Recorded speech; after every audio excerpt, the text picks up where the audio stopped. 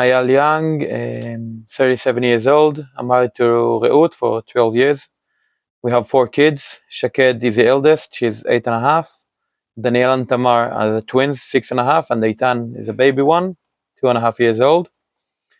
We live in Kibbutz Elumim. I work for Elbit Systems in the field experiments department, and Reut is a dietitian, nutrition for kids. And can you tell me what brought you to Machane Ramah? I got invited by some of the staff, by Maya, after she came to visit me in rehab, after I got shot and injured very severely in October 7th. Can you tell me about how that happened? So it all started like everyone telling at 6:29. We woke up. Reut was already awake because she planned to go out for a walk around the kibbutz, but she got delayed for a few minutes, and luckily she didn't go out yet. She woke me up. We ran to the girls' room to take them to the safe room where the boys sleep. And after about 20 minutes, when the rocket stopped, um, I went to bring my phone to look at my WhatsApp group for the immediate response team that I'm a member in. And I saw some WhatsApp messages inside, and one of them was from my neighbor. He was asking if anyone else is hearing gunshots close. And another member said that, yeah, you can hear something close. Maybe it's a battle on the fence. We live in Kibbutz Omim, that is 3.5 kilometers from the fence of Gaza. So we used to hear all the time the shooting and bombing, that sometimes the IDF is shooting, sometimes the Arabs are shooting at us, but we used to hear it all the time. So it wasn't something that we didn't know about. And I put my phone on the side. We got messages from the security group from the kibbutz to stay inside the safe room, and we started to arrange it for a bit longer being inside. And after a few minutes, I looked at my phone again, and I saw about 10, 15, 20 messages in the immediate response group. And I saw the first one was my neighbor again, voice message, Hamas, terror Hamas in the kibbutz on motorcycles. Everyone to come to the armory to take your guns and gear. Luckily, I had all my gear and my gun M16 inside my house, so I got arranged. And Reut heard the message also, so she knew what was happening. I called her to lock the door after me, and I went out. People ask me, "What didn't you weren't afraid to go out, and your family behind you with no one to guard them or something like that?" And I say, I have a responsibility for the whole community.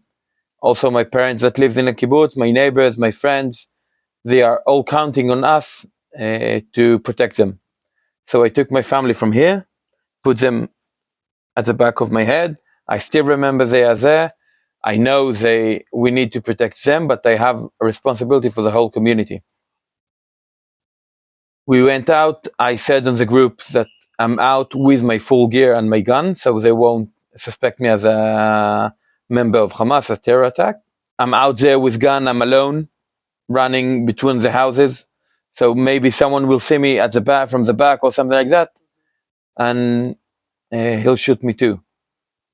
I met with 3 more members after I went out, and after we got arranged and we tried to realize what was happening, we decided that me and another guy will go to the milking area, the cow milking area, and the foreign workers facilities, and to check if everything is okay over there, because it's just near the back gate of the kibbutz. That the back gate is on the west wing of the kibbutz towards Gaza. We got there and we saw shooting and hand grenade signs after they exploded. on the floor, shooting on the building in the front door of the milking area. And we realized that the terror, it's real. And 2-3 minutes after that, some Nepalese workers, we have workers from Nepal and Thailand. The Nepalis came to be as students in Israel for 11 months. They got 3 weeks before that to Israel. And they called us, they said in English, some guys are wounded, got shot, and they took us to the shelter. And we saw 2 guys. My friend Amichai is a medic and ambulance driver, and he saw immediately 2 guys were dead, and 3 other guys with gunshots and sharpnades from grenades in their hands and legs. He tried to take care of them, and I went to scan the area to see that there are no more injured guys over there or no more terrorists outside. I saw some more Nepalis and Thais out there. I took them to the big safe room that they have and went back to Amichai. And after that, 2 other guys joined us. One was also a medic, so he helped Amichai. And I went with the other guy who came to us to the front gate, where we heard that there was still a battle over there. Until we got to the front gate, was all finished. We realized that there were about 10 Hamas terrorists inside the kibbutz. We think they were on their way to the armory before my friends. They were planning to ambush my friends who were on their way without guns, like they did in Be'eri or Kfar Aza and the other kibbutzim. But on their way, they saw some guys from the Nova party in the front gate, and they ran and started shooting them just outside the gate. It's all on our CCTV. They knew everything. They knew everything. They knew where the ambulance parks, and luckily the ambulance was outside of the kibbutz on that Shabbat. They knew where the armory is. They knew where, I think, some of the immediate response team live. They knew everything. Yesterday or 2 days ago, they also broadcast in Channel 11 in Israel about one document that caught on the terrorist that I killed later, who shot me in the face. A mission paper. The unit, the name of the unit, what their mission, what they need to do, who is logistics, who drives, everything. Like a special unit in the army, everything. I'll go back to the story. A special unit from the police came also towards the front gate area, and they had a battle over there, and they killed 1 or 2 terrorists over there. So the other guys from Hamas went back to the motorcycles and left. We thought everything is finished, and later we knew that they went to the avocado trees that is on the west, just outside the west fence of the kibbutz, and they got arranged for later. We went from there to the control room of the kibbutz that is also in the middle of the kibbutz near the dining room, and we got radio so we can communicate much easier, because until then the communication was by WhatsApp. So we had one hand on WhatsApp, one hand on the gun. Not very convenient to shoot like that. And when we went out of the control room, the commander, he divided us to pairs, and he said, you go over there, you go over there. And we started to scan the kibbutz and check that everything is okay inside the families and all over. No more terrorists inside the kibbutz hiding or ambushing to us or to other families. And just when we were in the middle of the kibbutz, and just in the center of the kibbutz, we heard explosion. Some thought it was a fall of a rocket inside the kibbutz, but suddenly Amichai, my friend from the morning, who was with the Nepalis, said that he can see terrorists going inside the kibbutz, just behind the swimming pool, and running towards the houses. Amichai and I are neighbor, door to door, and our house is the closest to that area. He started shooting. He was alone. He started shooting towards them to make them come to him and not to the house. And then he started running to be just between the house and the terrorist. He got to be between them and he shot towards the terrorist, but they threw a grenade and he got injured in both of his hands. And his weapon also got out of use because of the grenade. And then he called again in the radio and he said, "I'm injured. I'm just below my house, behind my car." And we heard that and we on the way. Me and my friend Iran, we came there first. We shot back towards the terrorists who were really close. And after the terrorists from Hamas went a bit away from us, Iran called Michaela, the nurse from the kibbutz who lives just behind us, and he told her, "I have an injured guy here. I'm bringing him to you." Michaela said, "Okay, I'll start to prepare my house."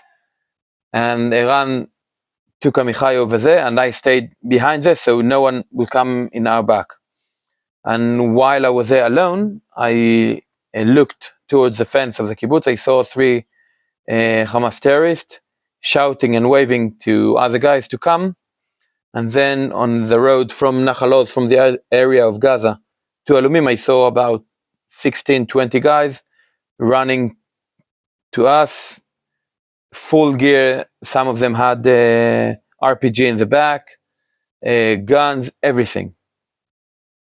When Iran came back, we discussed it after I said it also in the radio, and we decided to go to a better place that we thought will be much more effective on the way from the terrorists will come. On our way there, just in front of the front gate of the swimming pool, we saw Hamas terrorist. Later we knew it's the commander, and he shot us first. Iran got shot shot twice in his leg, in his near his hip. One just came in and out, only in the muscle, and one stayed inside. I got shot in my face from my right cheek, and I shot back. I killed the terrorist, and then suddenly I felt pain in my back and realized that I'm lying on the ground. I cannot stand up. I can barely roll to the side, can barely breathe, because I got shot 3 times from a terrorist who was just behind the road. And one bullet came from my shoulder, from here, inside through my lung. 6 ribs were crushed, and then out of the scapula. And 2 shots, one from just near the neck, inside, and one from the back on the side. I was lying there. I realized that I got shot, and I said in the radio to everyone who could hear me, "I'm shot. I got very big pain in my back. I can barely breathe. I spit blood, and I'm just near the entrance of the swimming pool, and one terrorist is dead." In my mind, I thought I said it 2 or 3 times after that, but everyone said that they heard the first one, my first call for help, and later they could hear only my heavy breathing, and that's it. The guy in the control room thought I was dead. I thought that I'm going to die because it was quiet after that. I didn't hear anything, and I was sure that Iran, my friend, was also shot again, or maybe he's also dead, maybe injured next to me. and the terrorist will come and kill me. I started saying goodbye in my mind from Reut, from my 4 kids that are about 60, 70 meters from me, inside the safe room, and from my family, my parents inside the kibbutz, in their safe room, my friends, neighbors, life, everything. So I was saying goodbye from realizing that that's my part here and I'm dead. And luckily, Iran wasn't shot again. He shot back to the terrorist and he made him go back. He went behind the big building that we were next to. He met the 2 other guys from the group. They came to help me. And one of them shot back towards the terrorist and one started taking care of me. He took my vest off to check what was wrong with me, what my injury was. At the beginning, everyone thought that my big injury was in the face because they saw blood on my cheek, but later they realized that I had a problem with breathing. And when other guys from the immediate response team came to the side of us, the fire from the terrorist wasn't only concentrating on us, but the whole area. So they realized now it's the time to try and take me to the nurse, to Michaela. They tried to lift me up, but as you can see, I'm a big guy, so they couldn't take me. They couldn't lift me. And after 1 or 2 times they tried, one of the members just looked me in the eyes and he told me, Ayal, you must get up. You must help us. We need to go. Now it's the time. So as Hiri said it before, because I don't remember that, I looked him straight in the eyes and I said, I can do it. Help me and I'll walk with you. And then he helped me to stand up. He put my hand on his shoulder and I walked to Michaela's house. And I remember a picture on looking at myself from outside and from the back, walking the path to Michaela.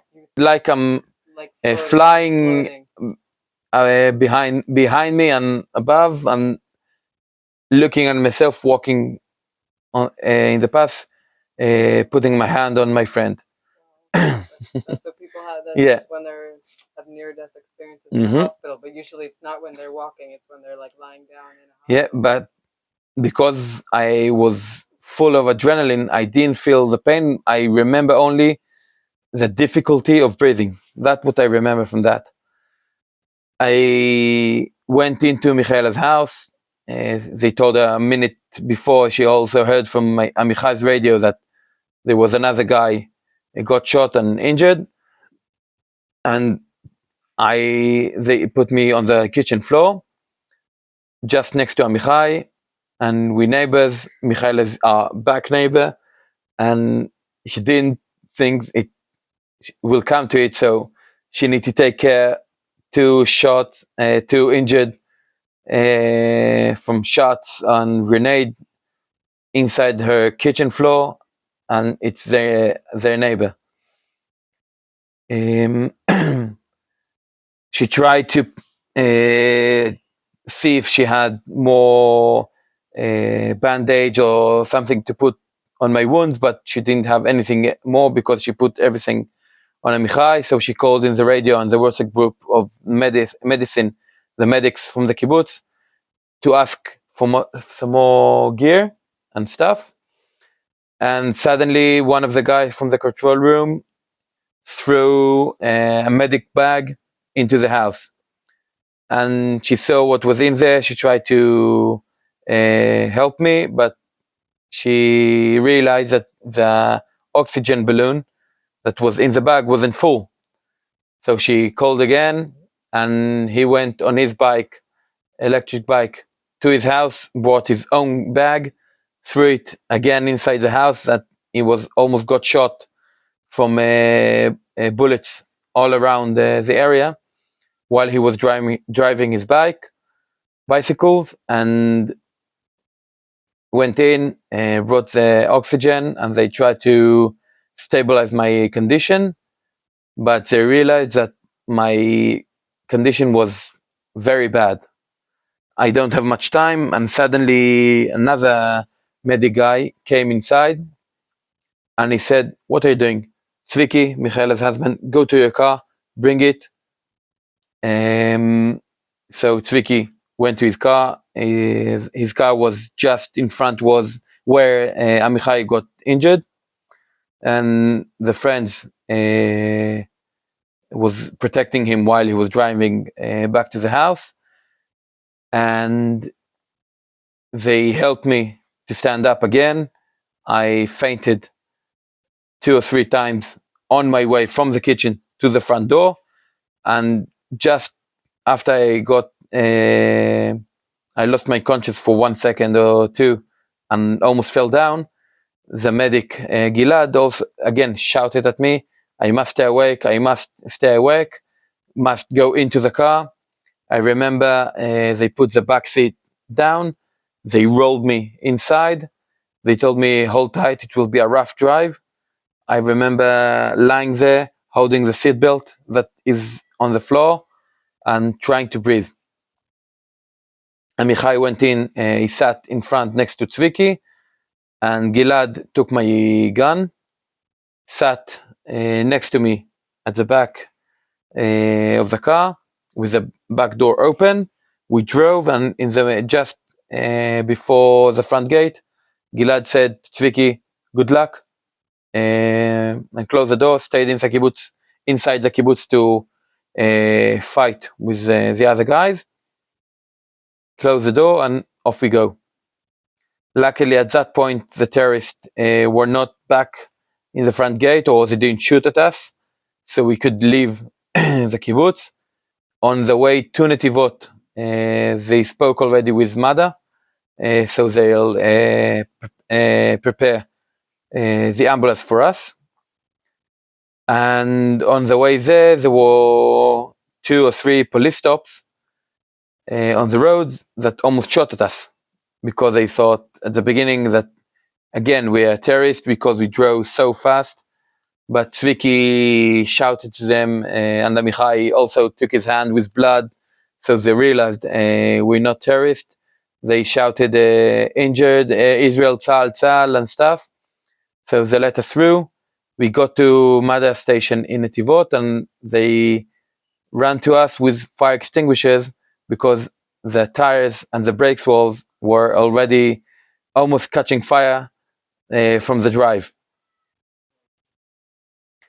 And then they were also a bit in shock over there.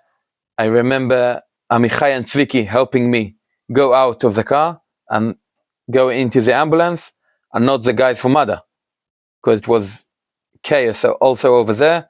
And Amichai, he knew some of the guys over there. He started shouting at them, "What are you doing? Help them! Help us! Help him!" And I went into the ambulance. I don't remember anything from the drive. I just remember going inside, lying on the bed, and that's it. But by what they said, I was in conscience the whole way. You were conscious. Yeah. The whole drive to Soroka Hospital in Beersheba, and just when we got there to the trauma room or to the entrance of Soroka, that's where I lost my conscience. I got shot at about 9:45. We went out of the kibbutz about an hour later, 10:44, because we can see in the cameras, and we got to Soroka at 11:27. It's a long time for that kind of injury I had. By the time we got to Soroka, I had hemothorax. It means that the lung has a hole, and all the area of the lung is filled with blood, and the lung cannot extend because of you don't have any space, and the whole most of the blood didn't go out. It stayed inside my chest.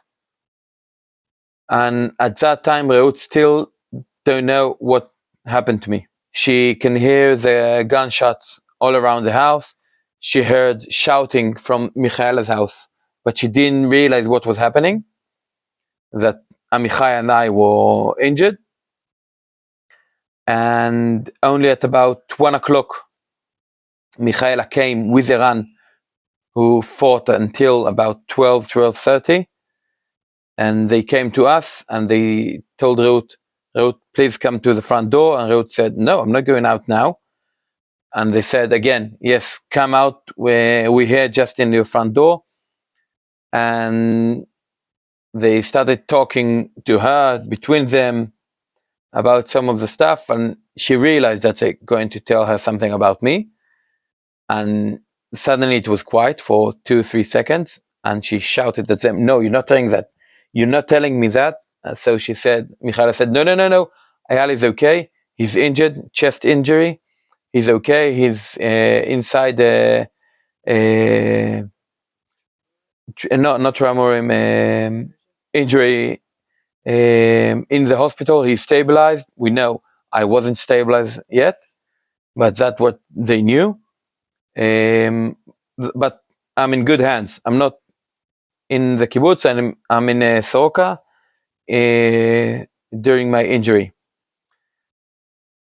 She said, okay, I have about 20 seconds to fall apart and to gather myself because I need to go back to the kids. I need to tell the family now. So she went back to the safe room, closed the door again. We cannot lock it, only to close the door. And she told the kids that I got shot. I'm in the hospital. I'm stabilized. I'm okay.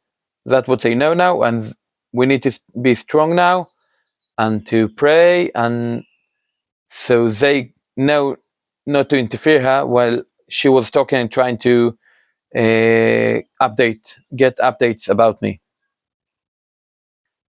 I went to hospital. I was in the surgery for a few hours. I don't know how long, but I remember lying in bed, not in the trauma room, but in surgery room, already ready to start the surgery before they made me sleep. I remember waking up, trying to signal or something like that to one of the nurses that I saw walking just next to me. I remember the big light above me, and I tried to move my hand, but my hands were tied, ready to surgery, and tried to say I'm in pain already, also in my throat, and then I fell asleep, woke up again. I remember also again the light from the surgery bed, but again falling asleep, and then waking up on Sunday afternoon for the first time after surgery. At that time, Reut was still in the safe room until about 8:30 in the morning on Sunday after 26 hours. On 4 o'clock during the Shabbat, some of the immediate response team brought my mom to help Reut inside the safe room to be with the kids also. And at 8:30 in the morning, they said that they can go out. There'll be a convoy for whoever wants to go alone and not wait to the buses. So Reut told my dad, go and bring Ayal's car. I have a car from work, 7-seater, because we have 4 kids. And my dad didn't know which car it was because it was a brand new car. I got it about 10 days before. So he went out, he saw the car, bullets all over, no back window, the driver window with about 2 or 3 shots, a front window, 2 or 3 shots. The back door didn't open, but Reu told him, if it starts, we're going with it. I don't care. He bought the car, and at about 8:30, they went out, a big convoy, they said about 50, 60, 70 cars with the army protecting them. And they took almost nothing with them because they said take for a few days and whatever you can, whatever you need for a few days, and that's it. They didn't take anything from me, so I had nothing. Also, no clothes to when I go out from the hospital. I was in intensive care for 1 week, and then almost 1 week in the department, no, and for chest and heart. And then I went out of Soroka after almost 2 weeks to Reut Hospital for rehab. I was there for about 6 weeks, full rehab and stuff. And after about 6 weeks, they let me out, and I stayed in Reut for daily care rehab, and that was about 3 months. For 2-3 days in a week, I come, I do my physio, I do my treatments, and then I go back. And during that time, I went back also to work. At the beginning, also 2-3 days in a week, and from time to time, went back, and now I went back for full time. When they evacuated the kibbutz, at the beginning, Reut and the family didn't know where to go. They went to Reut's parents in Ramat Gan. My family, Reut and the kids and my parents, I was there for about 2 weeks. The whole time I was in Soroka in Be'er Sheva. And when I got out of Soroka, my parents left to be with a community from the kibbutz in Netanya. They took the whole kibbutz to Netanya, to 2 different hotels, but still it's inside the same place, not far from each other. And after I went also from Soroka to Reut, we also went to Netanya because the kids started to have education and stuff, and schedule inside Netanya with the other kids from the kibbutz. So it was very inconvenient and easy to go almost every day from Ramat Gan to take the kids and bring them back. And so we decided to be in the hotel, and about a month later, we decided to leave. When I left Reut, we decided to leave the hotel and to rent an apartment not far from the hotel. So the kids stayed in school with same buses and stuff. All the activities, we were about 10 minutes walk from the hotel, so we could still keep the connection, but have our privacy. How many people were killed in Alumim? In Alumim, we had 22 foreign workers who got slaughtered inside the kibbutz at that Shabbat, both from Nepal and Thailand. Some of them I knew because I used to work in the fields and I was their manager. Some of them I got them to work when they arrived to Israel, to Alumim. And we had inside the kibbutz also another officer from the kibbutz from a special unit who got shot at the last battle after one terrorist succeeded to go inside the member's house. He shot the member in his stomach, and then he ran out. And on his way out, some of the friends and the unit saw him. They shot at him, but as he fell down, he released some shots, and he shot him in his head. His name was Itai Cohen. And at the entrance of the kibbutz, also lots of people, some of them civilians, who came to fight for us, to help us. They heard what was happening, like Isha and Om Slutki, brothers from Be'er Sheva, heard what was happening.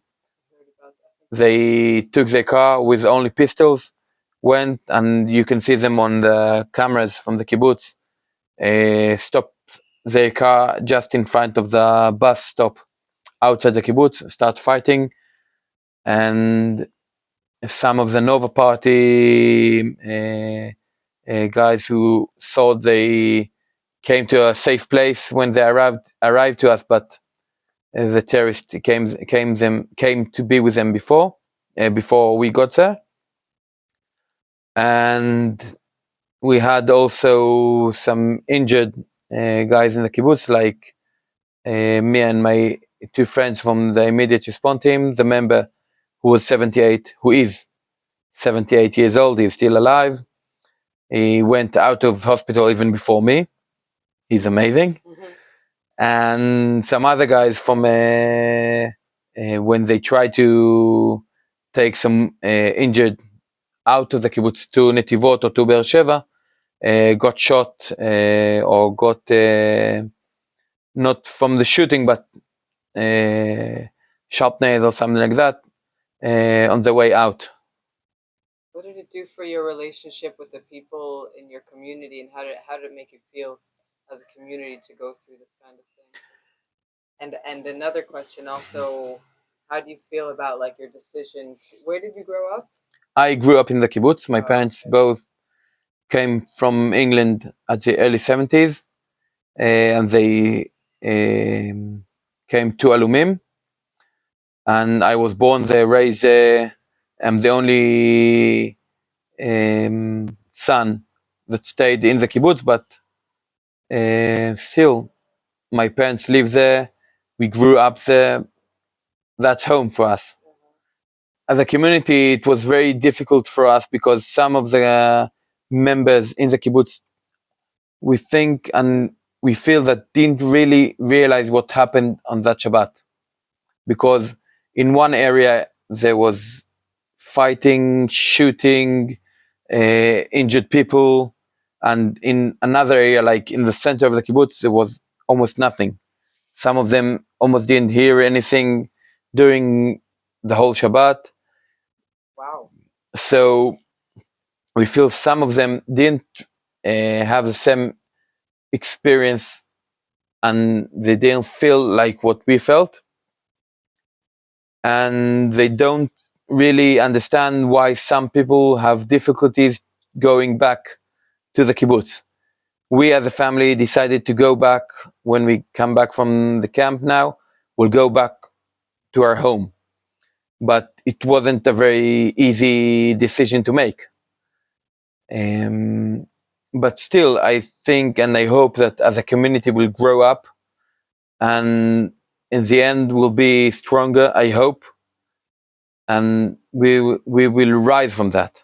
While I was in rehab in daily care, after I got out of the hospital and I stayed there for daily care, they came as a group because I think one of the managers in Reut Hospital was, I think maybe she's in the board here of Camp Ramah or something like that.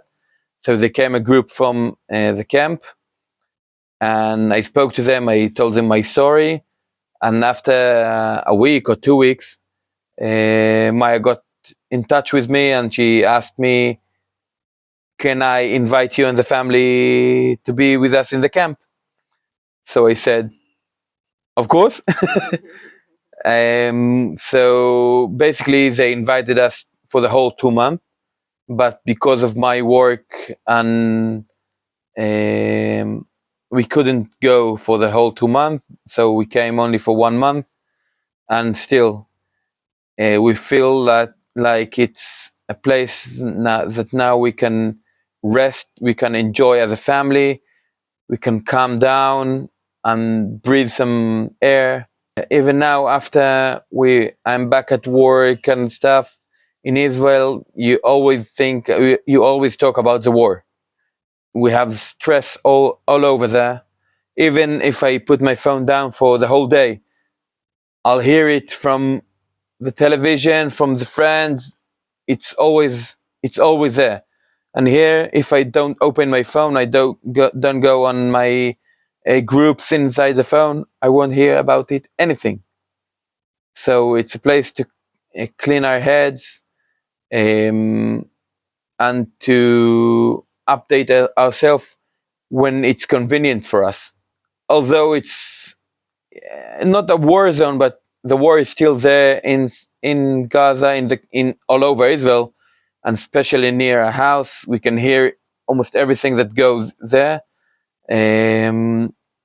My unit just left Gaza after the third round for them last week, on Wednesday last week. I saw them just when they went out of Gaza. So we know it's a war zone, we know it's everything, but still, it's our house. I don't think we'll move away and we'll leave Israel. Maybe if work or stuff for 1-2 years, but not as a permanent thing.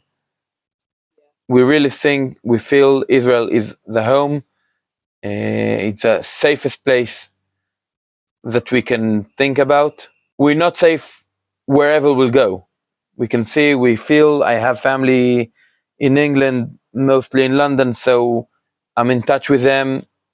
London is not safe, States is not safe. We can see anti-Semitism all over the world. So with those pros and cons, I think still Israel is the safest place and the best place for us. I still need to do physiotherapy because still my shoulder, my back, um, my recovery after I do, like when I try to run or I have a busy day, my recovery is still slower than it used to be.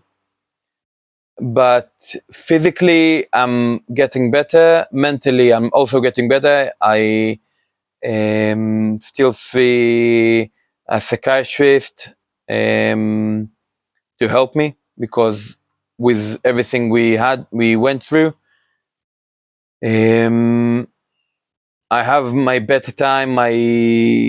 Sometimes it's להגיד התקפים של התקפי חרדה. Panic attack, yeah. Sometimes I had panic attack because everything I went through. Luckily for the last 2-3 months, I haven't had them, but they're still always there because I had them. They're still always there with everything I had, with everything I went through.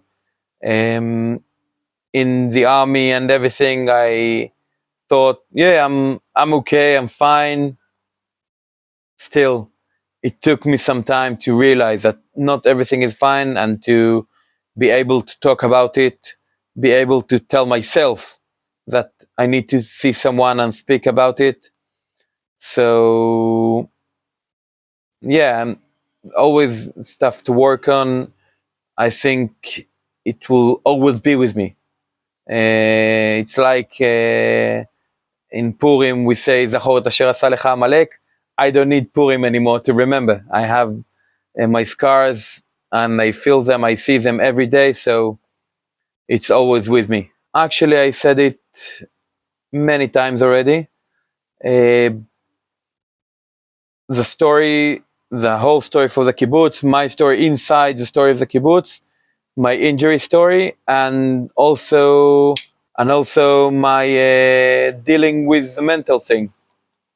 So I think it's very important to me to talk about it so other people will know it's not a secret, it's not something to be ashamed of.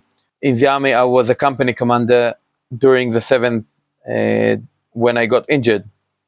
I was a company commander in tanks, in reserve. So after I got shot and I was lying on the kitchen floor in Michaela's house, the phone rang to tell me that they need me up north to arrange my tanks, to arrange my company, to start and getting all the soldiers together. And Zviki answered the phone and he said, I'm injured, I won't be able to go there. Called my deputy and he went and he took in charge and now he is a company commander. And with all that, I thought, yeah, I have the resilience for that, but no, everyone is going through something.